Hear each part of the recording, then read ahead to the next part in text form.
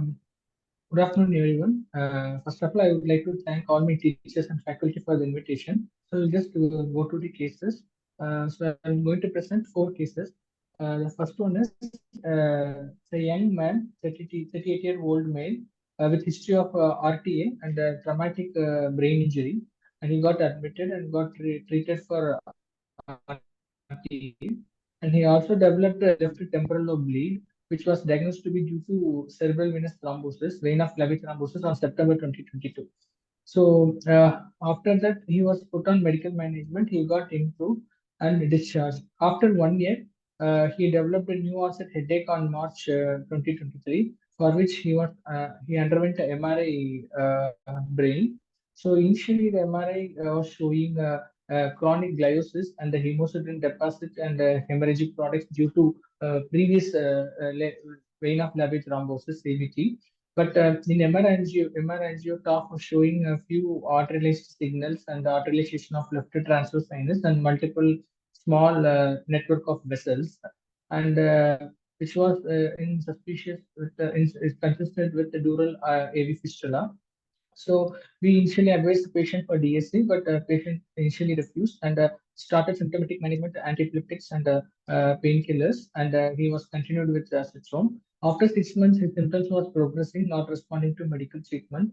So his headache was increasing. He developed a new onset seizures with left side tinnitus. So then we did another MRI to see the current status. So again, it was showing the chronic venous infarct changes in MRI with a dural A fistula. Now, this time, apart from the ECA feeders, there is also a pile component from the left M3 MCA branches. It's also showing hyperperfusion and arterial signal in the left side of the left hemisphere at the region of dural A fistula. So we did a DSA was done. The DSA was showing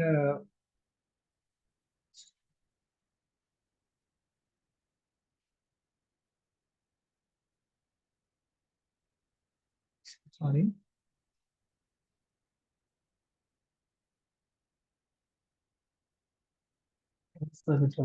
DSA was showing a dural A fistula. So this is a vertebral artery angiogram showing a dural branch of vesicular artery supplying the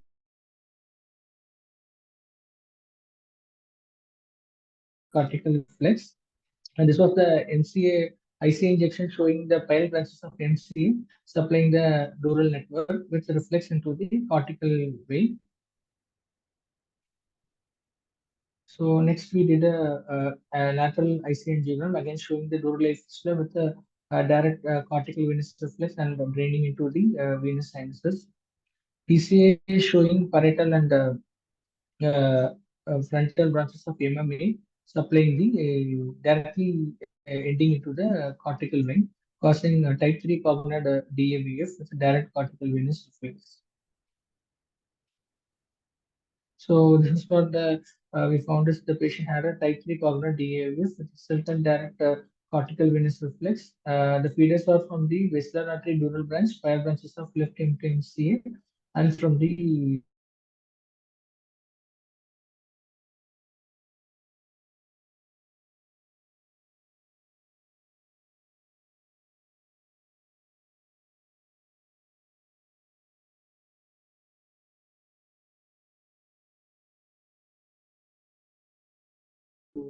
we entered through the transverse sinus, and then we tried to recanalize the occluded channel with a microwire and microcatheter, and then we entered into the uh,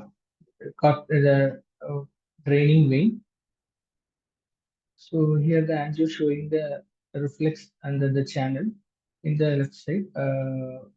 After the recanalization, we passed the microcatheter into the SMCV, SMCV, and then we confirmed the location of the microcatheter within the vein. So following that, after that, we planned for occlusion of the draining vein. This was very short, it was short in length. So we deployed few coils and onyx and we completely occluded the draining vein. So check angiogram was showing no residual fistula. This is an IC angio showing no residual fistula, AP and lateral. That's the complete obliteration of the fistula. And this is the ECA injection showing complete obliteration of the fistula. The vertebral angiogram showing that's complete cure of the fistula. So this was the post-embolization CT showing this one.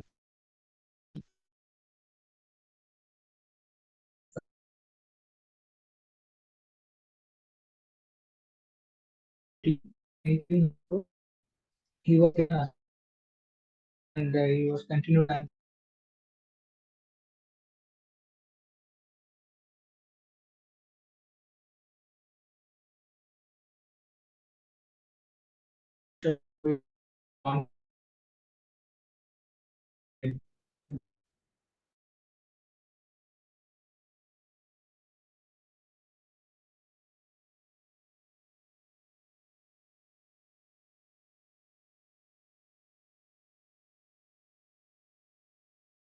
Negative, no structural lesions in the middle ear or anything.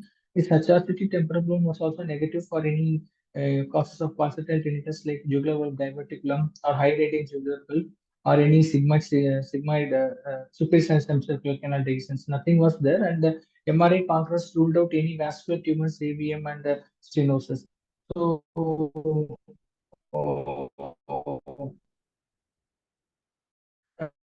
the venogram was showing suspicious stenosis and bilateral transverse sinuses, but here right side the stenosis looks more severe. However, there's no obvious papilloma or prominent nasal cave or any partial emphysema to suggest raised dissective feature. So we sent for an optal opinion. So the patient has only isolated and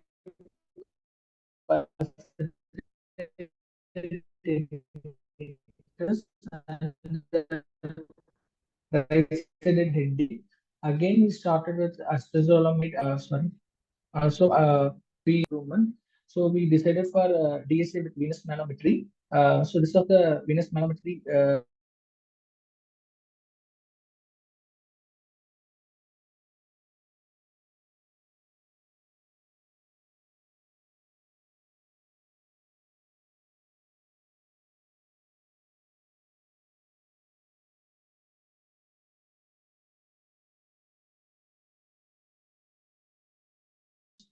So we counseled about the need for venous angioplasty and stenting.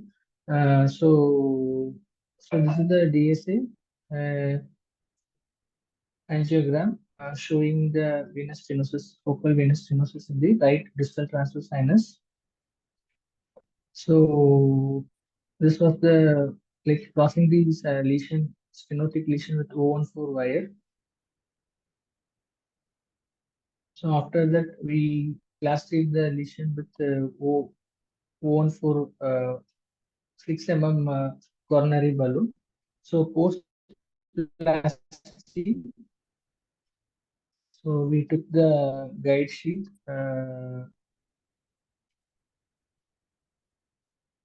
Transverse sinus.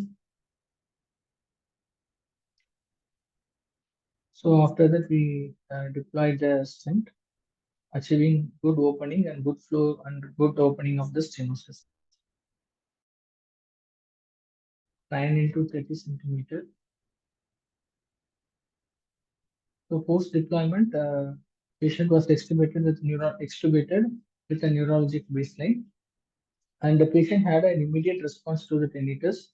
Uh, so patient was doing well after 5 months. He came for follow-up. He was on dual antiplatelet.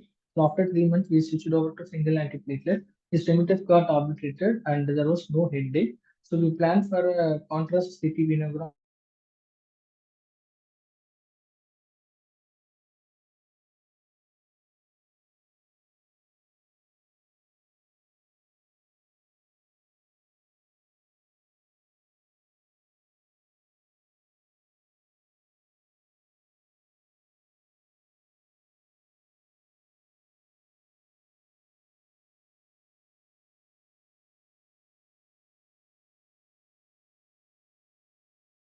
And then also, patient had a significant pressure gradient on venous manometry with significant stenosis. So hence we performed angioplasty and stenting with good clinical result and venographic result. So I'll go to the third case. I'll move to the third case. This is a 49-year-old male with history of mechanical thrombectomy done somewhere else for a large vessel occlusion in Singapore. So uh, 6 months back, he underwent mechanical thrombectomy there, and he came with the old MRI reports. And the patient was the MCM was recanalized, and patient was doing well. His MRS was zero. He's walking, talking, and he came to OP for a stroke workup. His neurological workup for stroke, vasculitis workup, everything was negative, and cardiac workup is also negative. Holter monitoring is also negative. There's no major vascular risk factors or no major vascular factors or any comorbidities. So patient was on medical management. We did MRI and MR angio, so showing the previous gliotic changes and sequelae to the infarct in the left hemispheric, left MCA territory, chronic infarct. And AS is also showing focal areas of hypoperfusion in the infarctal zone. And this MR angio was normal. So the neck angiogram showing there was a physiosacral aneurysm in the left proximal cervical ICA. This black blood imaging showing that physiosacral aneurysm. 3D DSA was showing irregularity with some narrowing. This could be possibly a dissection with a physiosacral aneurysm. This might be the possible cause. However, he had one large vessel occlusion event, but still we started with medical management, dual antiplatelets, cyclosporin 150 and clopidogrel 75, and we kept on following. But he had two recurrent event in 1 month. So we gave both options, both endovascular and surgical options, but his cross circulation was very poor on DSA. So we didn't consider about the deconstructive options. And we are planned for endovascular options. So we had three, but cover stent is not opted because of the tortuous anatomy, because of the S-shaped bend. Then coiling is not possible because it is not a sacral aneurysm, it's a fusiform aneurysm. So we plan for a placement of intracranial flow diverter with a bigger size. So we decided to deploy a pipeline vantage flow diverter because its size is little bigger, 5.5 into 50. So this was the angiogram. Guide sheet kept this proximal to the aneurysm. We took an intermediate catheter to cross the aneurysm, and then we took the microcatheter distally till the petrous ICA, and we have gradually deployed the flow diverter, and we completely opposed the vessel wall and excluded the aneurysm from the circulation. So this is the final the complete of the stent with opposition of patient after the procedure he was doing very well. So we called actually for MR angiogram, check MR angiogram for 3 months. So this was the pre-procedure MR angio showing the fistula aneurysm, and this was the 3 months follow-up MRI showing complete thrombosis of the aneurysm and complete exclusion of the aneurysm from the circulation. So we are planning for a interval DSA after 3 months for this patient. So the possible cause we kept was the fistula aneurysm is throwing thromboembolic manageable flow diverter. So the highlights of this case is symptomatic fistula because of the tortuous anatomy and poor cross-section, we opted for an intracranial flow diverter placement with a larger size to achieve a better outcome. So coming to the fourth case, so it's a 1.5-year-old child, male child, who was intolerant to mother's feed.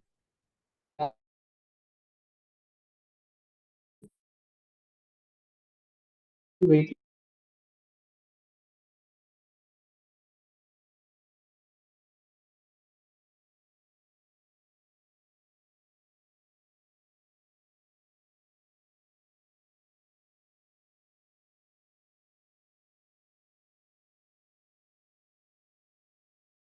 lesion, solid cystic lesion in the cellular and supracellular region.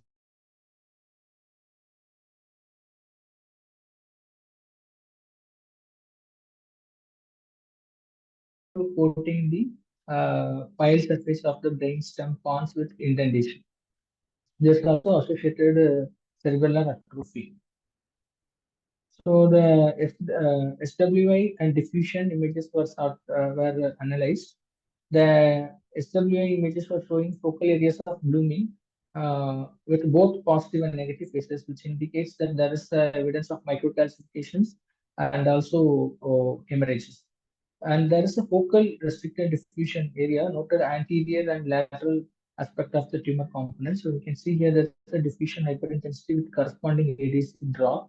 So this is suggestive of the high grade area with hemorrhages and calcification. So post-contrast images showing intense heterogeneous enhancement with few areas of necrosis. And also the interesting fact is there were multiple nodular deposits, enhancing deposits seen along the pile surfaces in cerebellar folia, and it's also extending to the system than the series of spaces. So here we can see the lesion is represented in the supracellular region with enhancing deposits which is spreading or seeding along the pile surface of the brainstem cerebellum, also along the cerebellar folia. So to conclude, what we thought was it's a 18-month-old child with a large, intensely enhancing solid cystic mass lesion, epicentered in supracellular region with internal hemorrhages, calcifications, necrosis, with a focal area of restricted diffusion. That means it's a high-grade area, along with CSF spread and pile seeding. So in this stage, we kept two differential diagnoses. One is a supracellular atypical teratoid rhabdoid tumor. The radial genome is possibly SMART B1 mutation. And another one we kept was Pilomyxoid astrocytoma graft mutation. So this was our differential diagnosis. Since there is a focal area of restricted diffusion and imaging wise there is a high grade area, so we kept this as a first possibility, rhabdoid tumor, and the patient was planned for VP shunt initially, followed by interval surgery. So the interval surgery was done like right frontotemporal craniotomy, and the excision of tumor was done. So this was the image post VP shunt. So there was development of subdural hygroma. So patient after the surgery uh, is sent for histopathological analysis. So the histopathology and IH was showing a low-grade neoplasm comprising of bipolar pyroid neoplastic astrocytes, and there is no high-grade features on histopathology like necrosis or angioproliferation, etc. The mitotic index is also low, and the immunohistochemistry is suggestive of Pilomyxoid astrocytoma WHO grade 1. So, coming to the discussion of this case, basically this is a case of a pediatric supracellular mass with less than 5 years. So this is the approach. So we know any child less than 5 years with a supracellular mass, the possibilities could be like one is atypical rhabdoid arthroid tumor, another one is OPG glioma, astrocytoma, and germinoma, LCH, or it could be adamant craniopharyngoma. But craniopharyngoma is unlikely, imaging wise, as well as the clinical profiles is also not fitting. Germinoma and LCH is also unlikely because they'll be homogeneous and there will be other lesions. So we have three differentials left. One is the rhabdoid tumor, another one is optic pathway glioma, but however, this is also unlikely. So one tumor which behaves aggressively, but being WHO grade 1 is the Pilomyxoid astrocytoma, which will also cause internal necrosis, hemorrhage, and CSF spread. So we get both this differential, and uh, imaging wise, we could not differentiate both, but histopathology came as pilocytic astrocytoma. So when we compare this tumor, it is difficult to differentiate radiologically. But although histopathologically they say this is WHO grade 1, clinically and radiologically this is aggressive, and still it carries a poor prognosis.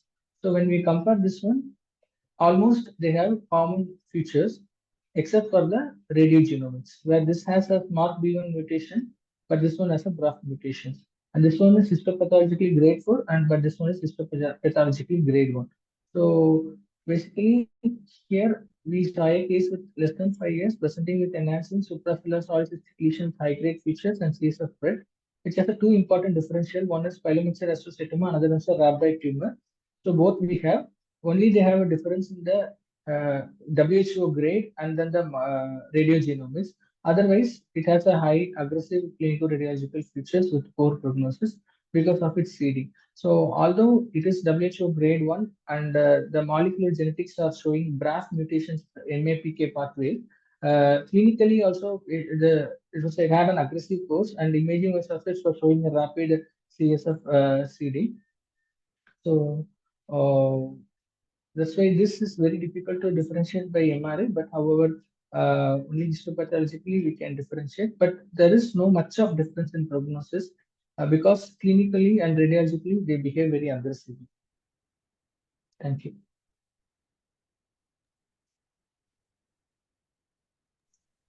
Thank you, sir. Sir, there was some connection interruption because lot of filters has been added by our computation. So only the problem was there initially. Sir, can you hear me? Yeah, I can hear you. Go ahead. Sir,